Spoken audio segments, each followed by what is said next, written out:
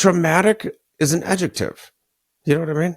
So post means something that comes after something, right? And traumatic is describing something else. So post-traumatic stress is the thing, that's the cause.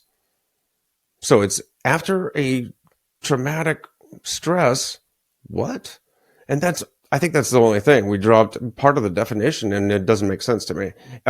In fact, if you use that same definition, post-traumatic growth is like after a traumatic growth incident, what? But I know what is meant by it. I just, by the way, I was on, I was in the very first iteration. I was in Warrior Path #1 at Boulder Crest. Yeah. And I totally agree.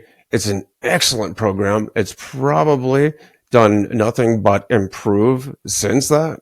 But I not like a regular practitioner, but I would tell people that there were times of intense pain where the only thing that helped me wasn't drugs, wasn't like a morphine drip or anything like that.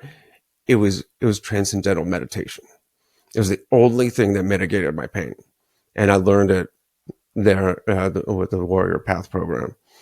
So you're absolutely right. I mean, there are post-trauma growth options out there that we need more of our warriors to experience, and that also includes the athletics, like the Warrior Games, Invictus Games, and Big Country Conwell's. I forget what he's calling it, but it's absolutely incredible. I know we're running short on time, and I want to ask you about one other thing, and this is also very important, is what is a gray shirt?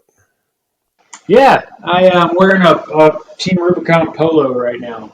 Um, so Team Rubicon is a humanitarian and disaster response organization that is founded back in 2010 during the Haiti earthquakes and everything with Jake Wood and some colleagues and peers. But yeah, Team Rubicon, if you're looking at getting involved and, a tornado, a flood, you're wanting to have an impact in something going on in the country or in your immediate community, they're a fantastic organization. And the volunteer base is the gray shirts. And you wear a gray shirt and it says Team Rubicon. I'm wearing a polo right now from them, but it's a fantastic way. You don't have to be a veteran. There's a lot of veterans that are in it. It's around 200,000 or so registered gray shirts around the country. But if you're looking for kind of the idea, or that feeling of continued service, wanting to be able to give back and plug into your more immediate community for those kinds of things, they're a fantastic organization to plug into. And so they've got plenty of training opportunities and a lot of stuff going on that I think is great. Another thing that's fantastic to look at, Team Rubicon's, that their bread and butter is, the idea of continued service and everything for disasters and humanitarian assistance and things is there. But there's also other programs. Sheepdog Impact Assistance is one that they do a Warrior Path as well, based out of Arkansas.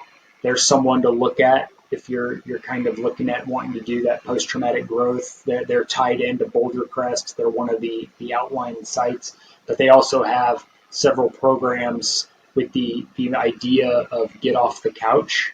And so if you find yourself struggling, if you find yourself kind of in that rut and you're needing to kind of find an activity based kind of substance within the community of law enforcement, fire departments, and veterans, So first responders and veterans, active military, they can all kind of plug in there, and they have this like get off the couch initiative. They're who I actually climbed Kilimanjaro with. So they're another good resource, um, specifically for that side of the coin as well. So, but yeah, Team Rubicon. I've been associated with them since 2019, and I've got a lot of love, a lot of appreciation, a lot of relationships there. Um, been very fortunate to be a part of a lot of major community impact throughout multiple hurricane seasons and wildfires, tornado outbreaks. It's a lot of fun. There's some really great people.